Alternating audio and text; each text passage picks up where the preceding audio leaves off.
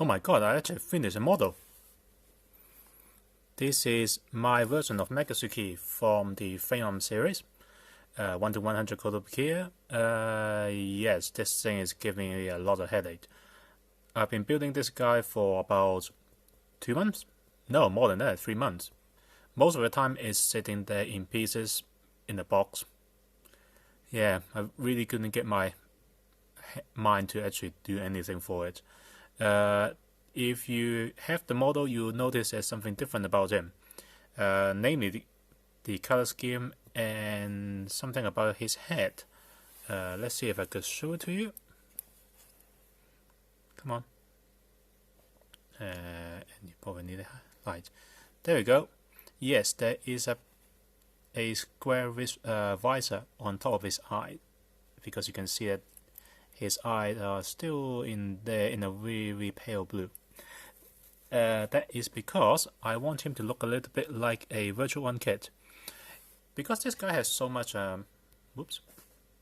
Because this guy has so much clear blue plastic with inner detail all over this guy, and his wave mate Durga too. I thought that he would look pretty nice as a Virtual On stand-in model. I mean, there was another samurai model designed for Virtual On called Kagekiyo, but Kagekiyo, even in the fiction, is referred to as something a bit of a monsters, things that people don't like to use because it kills all of the pilots ever ridden it.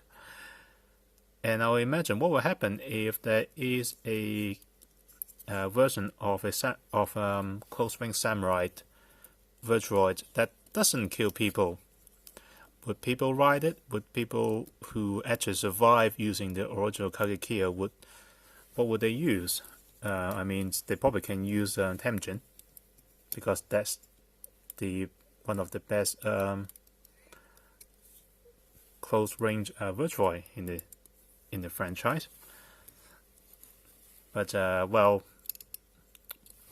just to make something up, really, because I don't really like the original Megatsuki in that really deep purple maroon color. So I just basically painted it up in reverse. Anything that used to be dark maroon is now white, and anything that used to be silver are now either in this slightly lighter maroon color or in the orange bit. Because if you have any knowledge of Virtual One things, you will remember that almost all of the original Virtual One Virtuoid has some clear blue or clear green plastic lenses and stuff everywhere, and they'll have a lot of orangey bit near joints and stuff for no reason whatsoever, like this. One of the really old Hasegawa Temjin 747 model kits, and you can see he has loads and loads of those orange bits and pieces everywhere all over him.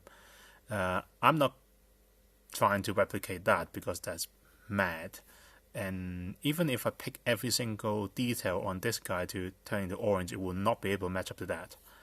So I just do whatever I could see. Not to mention, in the later stage of Virtual One series, not all of them has those all of this orangey bits on him all over them anyway. Like Mesa Delta here, which you can see replace all of those orangey bits with light neon blue. Somehow that something like that. Still not very good, but yeah, I just trying to make him so that it looks like that it will fit in. And to be honest, the scale is pretty good. Remember, Mesa Delta here is actually standing on the stand, which is about this bit taller, so he's actually about this bit taller.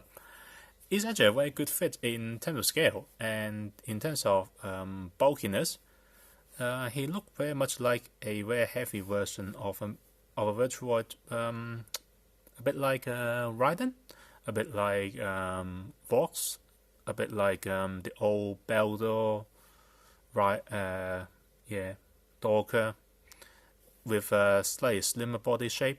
And I think it'll actually, if I have my Kagekiyo finished up, he might look pretty good next to him. And he does look like a more heroic sort of style Virtuoid as well. A bit more towards Temujin than towards Mesa. Except Mesa is not really bad because none of the Virtuoid are bad because they're just prodded by mega corporation to sell to mercenary. Never mind. Yeah, that's the end of the video. Except I couldn't press the stop button.